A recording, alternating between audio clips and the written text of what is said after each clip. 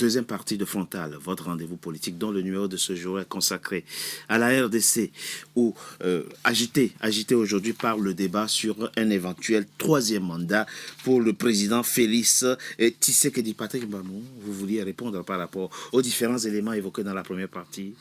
Oui, c'est ce qui est dommage. En restant concret. Oui, c'est ce qui est dommage. Nous n'aimons pas le Congo.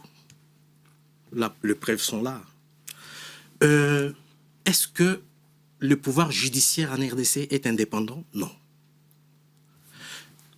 Quand Kabila avait nommé Félix, à travers le juge Benoît Luaba, paix à son âme, et le président de la Cour constitutionnelle, Benoît Luaba, paix à son âme, il a été exfiltré par Félix pour aller mourir à Bruxelles. Et l'actuel président de la Cour constitutionnelle, il fait partie de son obédience. Vous croyez que demain, la démocratie viendra dans ce pays-là? Non. Patrick Mbamou, il faudrait que... On va rester concret. Oui. Et précisément sur la question du changement de la Constitution. Et pour moi, rester concret, c'est quoi? C'est analyser la situation politique actuelle. Et quelle est la situation politique actuelle? Quand on prend la majorité, vous avez aujourd'hui 3 brontosaures de la majorité au pouvoir, brontosaures au sens positif du terme, qui, au fond, ne disent rien et qui, visiblement, ne posent aucun problème, aucune sorte de résistance au président. J'entends Vital Kamerhe, qui ne dit rien, donc il ne s'oppose pas à l'idée d'un troisième mandat. J'entends Jean-Pierre Bemba, qui ne s'oppose pas à l'idée d'un troisième mandat. Et j'entends Modeste Bahati, l'autre homme politique qui vient de perdre, qui a perdu il y a quelques temps le poste du deuxième président du Sénat. C'est vrai qu'au début, il s'est dressé contre cette idée, mais je pense qu'il est rentré dans le rang. Ça, c'est la situation actuelle. Donc, au fond, politiquement, il n'y a pas de résistance au sein de la majorité par rapport à l'idée d'un troisième mandat pour le président. Mais qui c'est qui a créé cette résistance? C'est M. Félix Tshisekedi. C'est plutôt habile, on ne va pas lui dire de s'en excuser. Oui, mais Kamerhe a le main lié. On lui avait collé un procès de 600 000 dollars. Oui. Et Bahati a le main lié. Tous ces mondes-là que vous... Jean-Pierre Bemba n'en parle même pas.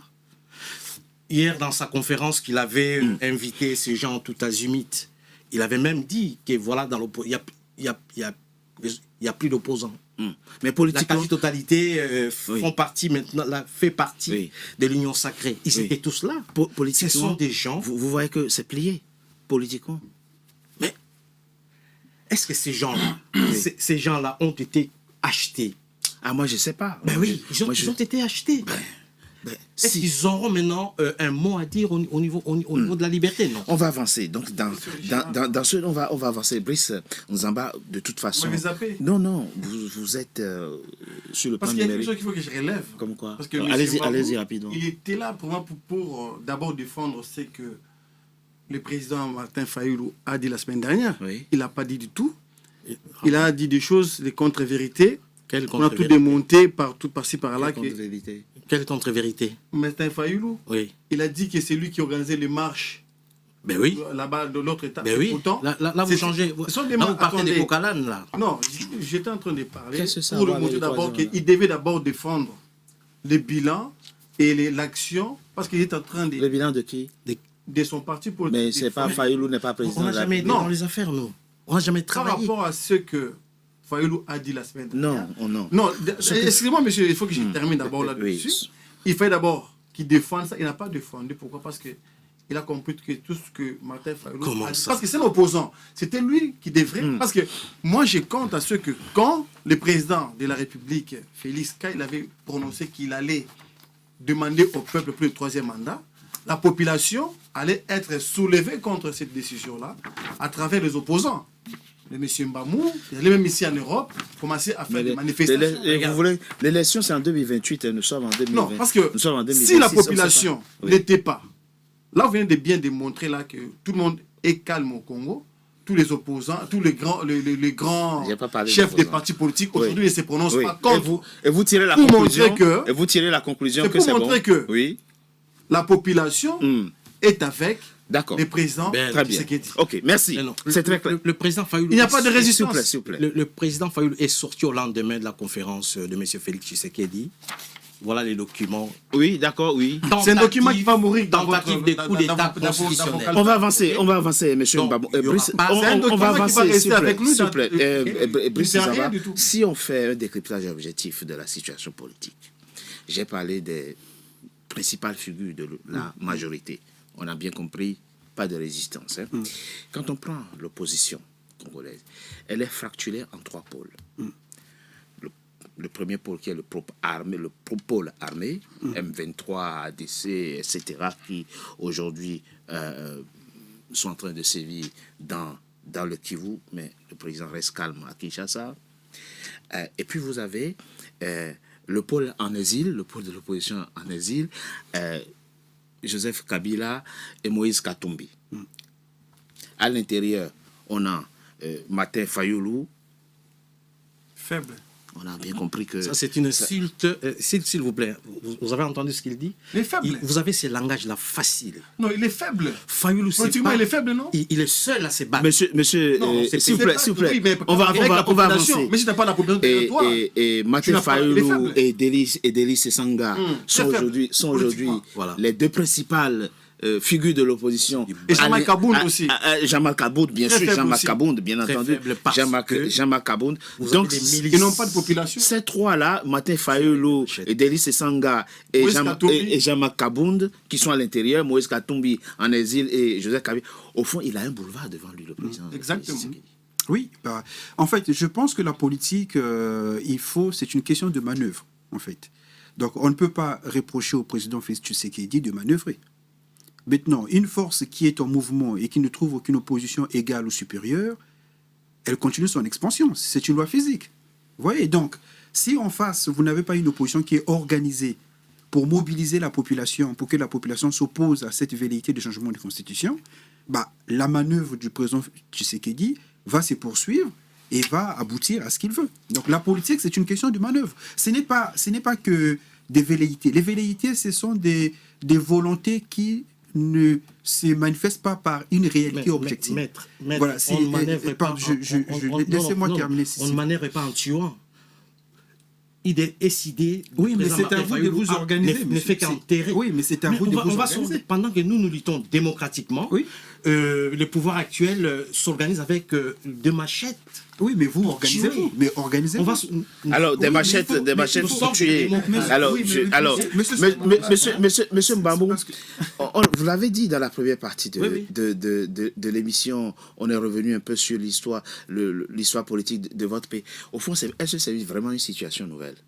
En 2016, qu'est-ce qui a fait que Joseph Kabila, que nous citons aujourd'hui comme président, parce qu'il n'y a pas des sous pour organiser des élections, il a fait des années au pouvoir sans avoir organisé des élections. Est-ce que c'est une situation nouvelle finalement? Parce que le président dit, tant qu'il y a la guerre au Kivu, je ne ferai pas d'élection. Mais qu'est-ce qui nous a divisés? C'est Félix qui nous a divisés. Oui, mais vous, qu'est-ce que vous faites?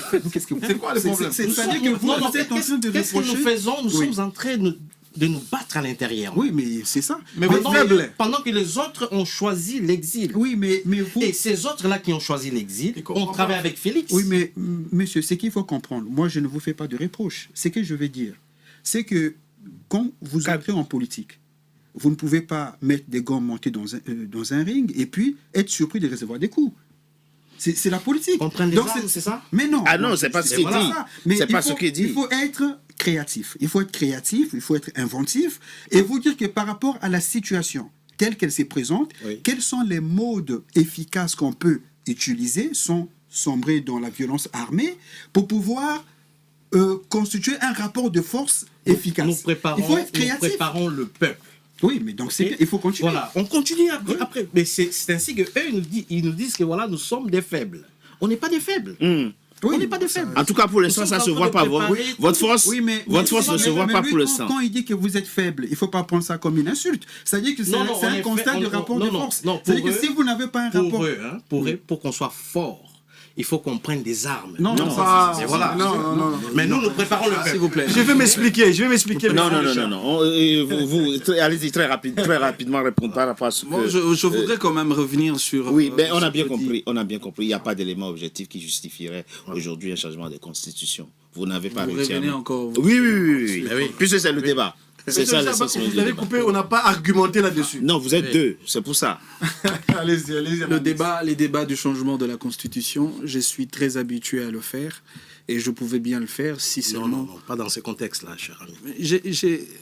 Cher ami de l'ECD, on ne peut pas vouloir de la démocratie sans être un démocrate. S'il vous plaît, je vous invite à être démocrate sur ce plateau des débats. Monsieur Yenda, s'il vous plaît, la question que je vous ai posée, et qui est une question simple, mais il faut clarifier aussi, et c'est ce point-là, cette contradiction-là, pour que les Congolais comprennent. Vous dites, nous aurons une nouvelle constitution, mais ce ne sera pas un référendum. Entre-temps, la guerre aura fini dans le Kivu. Puisque dans le même temps, vous dites, tant qu'il y aura la guerre dans le Kivu, nous ne ferons pas d'élection. J'ai vraiment l'impression qu'on est en train de... Et s'il n'en a aujourd'hui... Non, s'il vous plaît. S'il vous plaît. Tranchez cette question, réglez cette question et puis on avance. Vous allez faire le référendum quand? Et qui a dit qu'il va faire le référendum? C'est le président qui a dit ça. S'il vous plaît. Il dit, mais la vidéo existe. Il a dit ça, non? S'il vous plaît. C'est la Constitution. Sur la Constitution, oui. Oui, il a dit. Votre camarade dit qu'il a dit ça, effectivement. Le président de la République, si vous l'avez suivi minutieusement, il a tenu son propos dans le conditionnel. D'abord, en parlant du mandat, il a dit si le peuple décide... Oui, ça, on a compris. D'accord, par rapport à la nouvelle Constitution. Oui, d'accord, oui. Encore en parlant du débat autour du changement de la Constitution, il dit on ne peut pas restreindre aux Congolais le droit de réfléchir sur leur pacte. On a compris, ça aussi on a compris. Et donc, les mécanismes, vous l'avez d'ailleurs dit, le peuple n'agit que par soit les élections ou soit les référendums. Je voudrais quand même vous envoyer à lire l'article 229 de la Constitution. Mais la question que j'ai posée, s'il vous plaît, on a besoin d'aller encore à l'article 229. Répondez à la question. Mais je vous réponds à la question, mais malheureusement, vous avez une idée préconçue. Malheureusement, mes idées ne correspondent pas à votre idée et vous pensez que j'ai mal répondu. C'est ça le problème. Donc, débarrassez-vous d'abord de ce que vous avez. Mais il n'y a pas d'idée préconçue. Vous avez dit déjà que vous ne reconnaissez même pas que le président a dit ça. Non. Et votre camarade l'a reconnu. Non, mais en fait, la question, c'est comment allez-vous procéder pour changer la Constitution? Donc, c'est pas référendum. Justement, ça, je l'ai dit plus d'une fois. La question, c'est comment vous allez l'organiser alors qu'il y a la guerre à l'Est. Voilà. Non, mais justement, c'est comme ça que j'étais en train de dire. Pourquoi ne pas attendre que la paix soit retrouvée au Congo pour qu'on organise et les référendums, si nécessité, il y en aura, et les élections, parce que nous devons organiser les élections. Même si c'est en 2035. Enfin, je vous ai dit, mais est-ce que vous savez que à ce moment-là, on va au dialogue national inclusif. Mais qui vous dit que le dialogue national inclusif que vous évoquez a une portée constitutionnelle? Est-ce que vous savez que le dialogue déroule aux règles constitutionnelles? Et Félix. Non, mais vous nous citez que le nom de Félix. Mais oui, mais non, rendons le débat un peu beaucoup plus intéressant. Mais est-ce que vous savez que vous êtes venu, comment dirais-je, en sous-traitance, si on peut le dire. Non, vous avez la facilité de qualifier. C'est quand même désobligeant de votre part, c'est pas respectueux. Je voudrais quand même que le débat soit élégant. Oui, mais pour ça, il faut répondre aux questions. Justement, je réponds à vos questions. J'ai l'impression que vous êtes un 4e ou 3e débatteur. Moi, je suis toujours un invité de mes émissions. Il va falloir que vous vous y habituez. Non, laissez l'invité répondre à sa manière. Si les réponses de l'invité ne vous satisfassent pas, tant mieux. Il faut qu'on ait des réponses aux questions. D'accord. Il peut passer à autre chose. Je reviens sur ce que mon frère de l'ECD disait tout à l'heure. Et d'ailleurs, je vous dis, je ne sais pas si vous avez... Ça fait combien de temps vous étiez à Kinshasa? Non, ne parlons pas, puisque la dernière fois, le frère l'avait évoqué. Ça fait combien de temps je propose qu'on marque une coup de pause, se retrouve dans quelques instants pour la 3e et dernière partie de notre émission. Tout de suite. Finalement, on va passer tout le temps avec... NCA, désormais sur Free. Après son intégration au bouquet Canal+ Afrique, Canal 9 et Canal 573, NCA poursuit son développement et vient d'intégrer le célèbre bouquet Free TV, Canal 426. La chaîne panafricaine renforce ainsi son ancrage aussi bien en Afrique que hors d'Afrique. Le développement de NCA, c'est vous, nos téléspectateurs à travers le monde. NCA, la chaîne panafricaine de référence.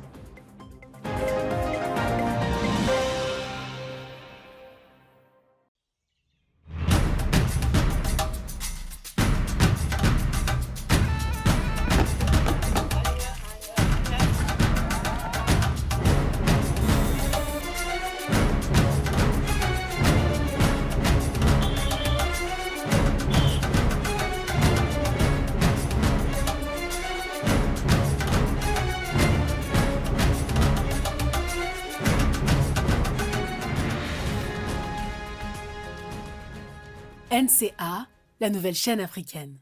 NCA, the New African Channel.